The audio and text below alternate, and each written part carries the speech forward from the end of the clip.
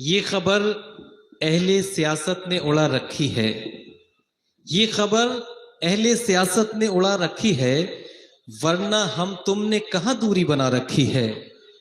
क्योंकि हिंदू कहीं के हैं न मुसलमान कहीं के हैं, हिंदू कहीं के हैं न मुसलमान कहीं के हैं। दोनों यहीं रहेंगे, ये दोनों यहीं के हैं। दोनों यहीं रहेंगे, ये दोनों यहीं के हैं। और इसी पैगाम की निस्बत से ये मुशायरे का इनेकाद किया है बसखारी वालों ने, जिसका उन्वान रखा है कि एक शाम राष्ट्रीय एकता आपसी सौहार्द के नाम। और हमारी राष्ट्रीय एकता ये है, ये तमाम जो सामीन हजरात बैठे हैं, कि पूरी हिंदुस्तान में सिर्फ एक जगह ब्रह्मा जी का मंदिर है, उस जगह का नाम है पुष्कर।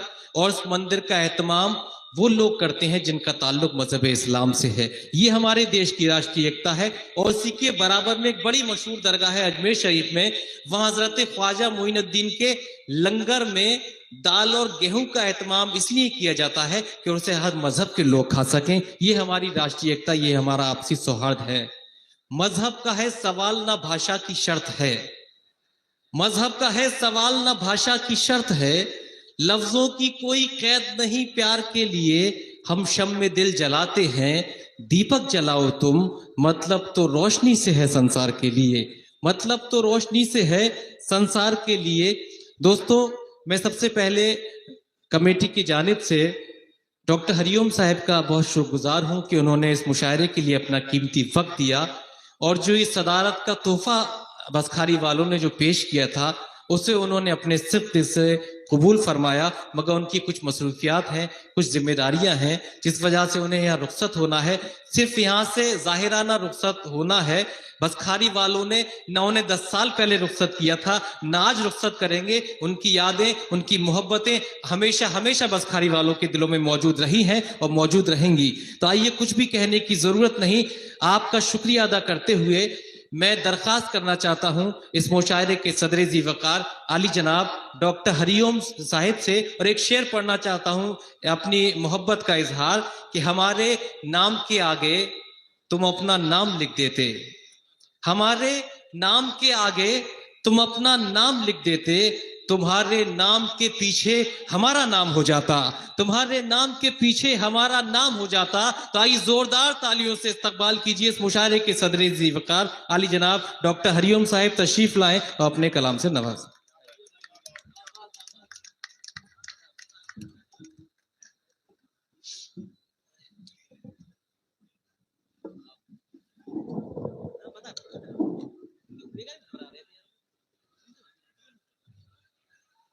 बसखारी वालों, आदाब,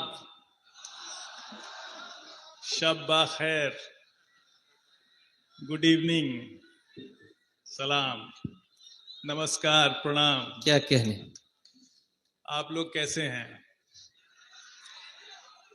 तकरीबन 15 साल पहले मैं इस जिले में अवाम की खिदमत कर रहा था, और उस दौरान यही मुशायरा जो है वो हुआ था और मैं आपके बीच आया था। वो 15 साल का वक्फा कितनी तेज गुजर गया, इसका इल्म हुआ नहीं। जो बच्चे थे जवान हो गए, जो जवान थे वो थोड़ा और जवान हो गए। क्या कहने। तो मैं,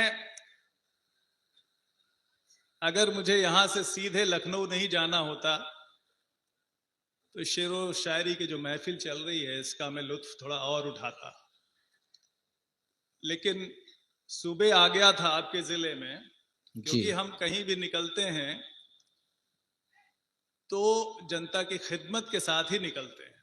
तो सवेरे से मैं आपके जिले में घूम रहा था, अपना काम देख रहा था, रिव्यूज कर रहा था अपने अधिकारियों के साथ, और रात में आपके बीच अब फिर मुझे जाना है।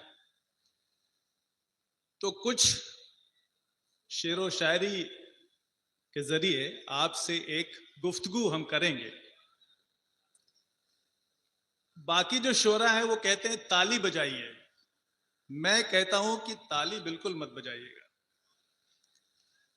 क्योंकि हमारा मकसद ये है कि आप हम में से जितने भी शायर हैं, उनका मकसद क्या है मुझे पता नहीं, लेकिन मेरा तो ये है कि एक आध लाइन जो मैं बोलूं उसको अगर आप अपने साथ लेके जाएंगे तो हमारा मकसद पूरा। बेशक बेशक बेशक। अगर आप तालियां बजाते रहेंगे, शोर करते रहेंगे, तो आपको कुछ भी समझ में नहीं आएगा। ठीक है, तो मैं इससे पेशतर की कोई बात करूं, यहां आने की मेरी दो वजह हैं जी। एक तो फैजान साहब की पुरखुलूस पुरमोहब्बत जो दावत थी उसको मैं इनकार नहीं कर पाया, क्योंकि जब मैं यहां था तो किछौछा जो है वो बहुत एक हमारे दिल के अजीज हुआ करता था। एक खेमा इधर से आता था, एक खेमा उधर से आता था, और वो दो कुनबे खींचतान में लगे हुए थे, और मैं जो उसको सुलझाते सुलझाते खुद ही यहां से चला गया। पता नहीं सुलझा कि नहीं सुलझा, नहीं सुलझा। और दूसरी वजह जो है वो सैयद सलाउद्दीन साहब का फोन।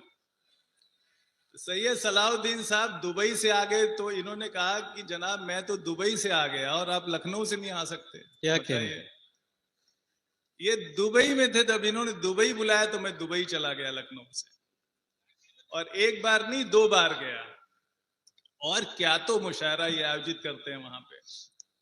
और जैसा इन्होंने खुद भी कहा कि हिंदुस्तान के चर्चे, हिंदुस्तान का नाम दुबई में जिस शान के साथ, जिस वकार के साथ लिया जाता है, उसकी बड़ी वजह सैयद सलाउद्दीन साहब हैं। इनका जो रिपब्लिक डे पे जो बड़ा एक ग्रैंड दुनिया का मशहूर मुशायरा होता है, और 25वां साल मेरे ख्याल से हुआ, वो एक बड़ा सिलसिला बेरोक टोक चलता रहा।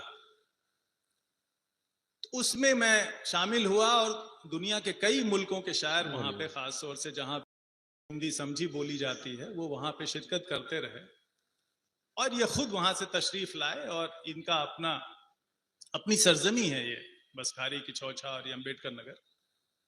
तो दूसरी वजह ये थी। तीसरी वजह यह है कि हिंदी उर्दू वो जबान जो है किसी की नहीं है। हमसे लोग पूछते हैं कि आपको उर्दू कहां से आती है। हमने कहा उर्दू जो है वो हर उस इंसान को आएगी जी, जो अवाम से गुफ्तगू करना जानेगा, अवाम से जुड़ेगा। बेशक। हम जो जबान बोलते हैं यहाँ पे वो हिंदुस्तानी जबान है, और हिंदुस्तानी जबान में आप खुद टेस्ट कर लीजिएगा, आप सुबह से शाम तक जो जबान बोलते हैं वो कौन सी जबान है। जिस दिन आप ये समझ जाएंगे उस दिन आपको उर्दू आ जाएगी। जिस दिन आप ये नहीं समझेंगे उस दिन आप बहुत ही कठिन अरबी फारसी के शब्द ढूंढते रहेंगे, और आपको भाषा की तमीज नहीं आएगी। बेशक बेशक। जो किसान बोलता है, जो मजदूर बोलता है, जो इंसान बोलता है, जो आम बोलता है, वही जबान जो है उर्दू जबान है। वही जबान असली हिंदी जबान है। अगर हमने उस हिंदी और उर्दू को नहीं समझा तो फिर हम बोलते रह जाएंगे।